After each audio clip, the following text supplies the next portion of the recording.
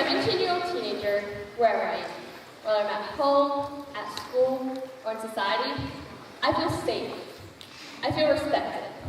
I feel supported. Those around me recognize that as a teenager, I'm bound to make mistakes, but that it's a part of growing up and learning. However, as soon as I put on this yellow uniform and step out onto the field, I become vulnerable, and the instant I make an unfavorable call, I'm no longer human with emotions. I become an object of anger, accusation, profanity, and abuse. As a referee for over 4 years, I've gone through hours of training, officiated over 100 matches, and even a Division I college match, all of which have prepared me well to carry out my responsibilities as a referee and maintain composure through high-stress situations. Until a few weeks ago. I was a center referee for an 11-year-old boys championship soccer match. As soon as the game started, things got intense, with boys fouling one another, left and right, dangerous play, roars of discontent, and intense verbal and emotional abuse. I handed out multiple yellow cards to keep the game under control. But what did I hear? You moron! You're blind. Go choke on your whistle. Go home and play with your Barbie dolls. Every unfavorable call I made for either side triggered more and more verbal and emotional abuse, and eventually, a mob mentality swept over the sidelines and over the field. Despite having years of experience in training, this one game wasn't just one in a blue moon. Rather, instead, it was similar to many other matches that take place these days within youth sports. Over the years, there's been a major increase in incivility within youth sports between players, coaches, spectators, and officials. This rising incivility is having severe consequences on society and ultimately taking away from the intended benefits youth sports provide. The popularity of youth sports began following World War I as a method of reconstructing America and providing youth with an outlet to enjoy themselves. Over the last 100 years, the popularity has skyrocketed, and now approximately 60 million kids in the United States are involved in these sports. Similar to many other kids, I began playing youth sports from a young age. In the last 12 years, I played recreational and travel soccer, futsal, and a variety of other club and school sports. Through these experiences, I've witnessed firsthand a seemingly growing level of incivility, whether it be players bickering with one another, coaches yelling at officials, coaches chastising players, or spectators yelling at officials. It all seems to happen in every game. But why? Why is incivility increasing within youth sports? And why is this behavior seemingly unacceptable in environments such as at school or at work, but as soon as it happens within youth sports, it's seemingly acceptable and tolerable? Perhaps one reason is that these days, parents and players are investing significantly more time and money into youth sports. According to the Aspen Institute, in 2022, youth spent an average of 16.6 hours playing youth sports, which is more than the previous 2 years and prior to COVID-19. Additionally, according to the Aspen Institute, American families in total spend $30 to $40 billion a year on youth sports activities, which is more than the annual revenue of any professional sports league. In fact,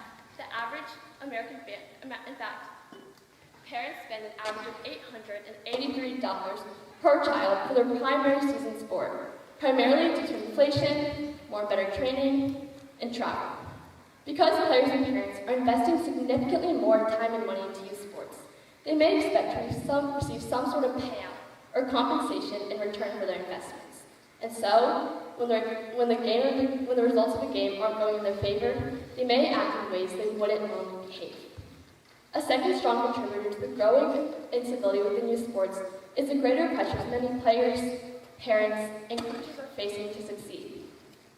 The rising usage and popularity of social media has led many players and parents to experience unconscious pressures. According to Psychology Today, 62% of social media users report that it makes them feel inadequate about their achievements and accomplishments. When media users are constantly exposed to seeing other people's accomplishments, they begin to get a false impression that others are commonly succeeding, and thus experience unhealthy pressures to experience the same success. Additionally, growing competition to gain admission into prestigious colleges and rising tuition rates have contributed to greater pressures to succeed. According to Ryan Sonoda, average tuition rates have significantly increased from $16,000 in 2000 to $34,000 in 2020. Some parents may see recruiting as an opportunity for their children to not only gain admission into prestigious schools, but also possibly obtain scholarship money. Additionally, many coaches these days are facing pressures by their players, parents, and directors to lead their teams to success. These pressures may cause coaches to become transactional coaches, or ones who are solely focused on the outcome and result of a game. This is in contrast to transformational coaches who are focused on the long-term development of their athletes and provide athletes with a healthy balance of challenge and support. According to Magnano, 25 to 75% of all competitive young athletes experience emotionally abusive coaching practices. Because many players, parents, and coaches are facing greater pressures to succeed these days, they may behave in ways they wouldn't normally behave. Additionally, the rising incivility within youth sports may be a reflection of the rising incivility within youth sport within society as a whole. According to Weber Shandwick, growing incivility is a major problem and it has become our new normal. In fact, 93% of Americans classify incivility as a problem, and 69% classify it as a major problem. Additionally, it's estimated that workplace incivility has doubled over the past 2 decades.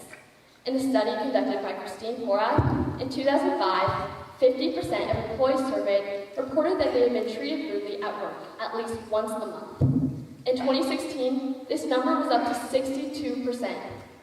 Due to the rise in incivility within the society as a whole, the normalization and acceptance of this behavior is pouring into youth sports. The rising incivility within youth sports is having major consequences, specifically on officials and on youth. These days, officials are experiencing abuse at levels never seen before. According to the National Association of Sporting Officials, more than 50% of officials who responded had feared for their safety at some point in their career due to the behavior of an administrator, coach, spectator, or player. These fears are real, as stories of officials being verbally abused, physically attacked, and even killed have circulated within the news.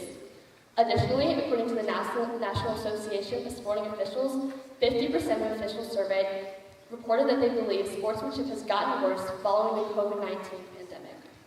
This behavior is leading many referees to quit, and subsequently a nationwide shortage of referees. According to the National Federation of High School Sports, from 2018 to 2021, 50,000 officials quit.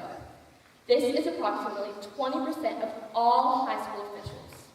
If rising incivility within youth sports continues to increase, referee dropout rates will continue to increase with it. And without referees, games can't be played.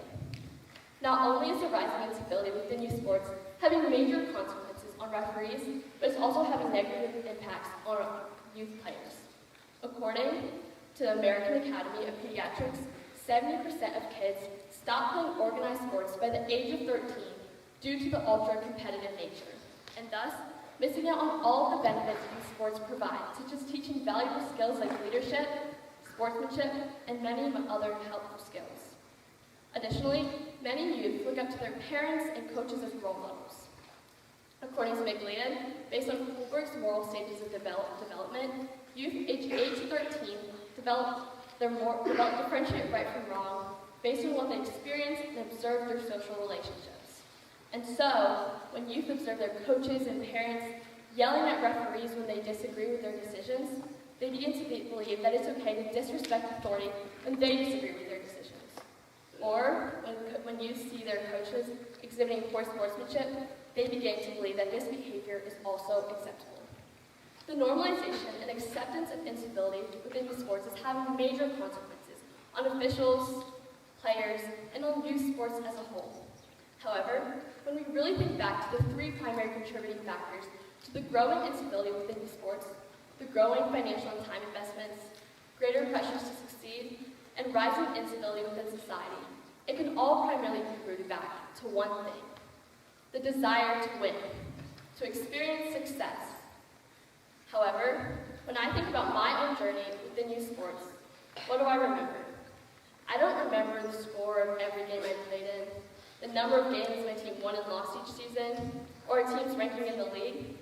But what I do remember is the memories I made, the friendships I formed, the parents who supported me on the sideline, and the coaches who always had my back.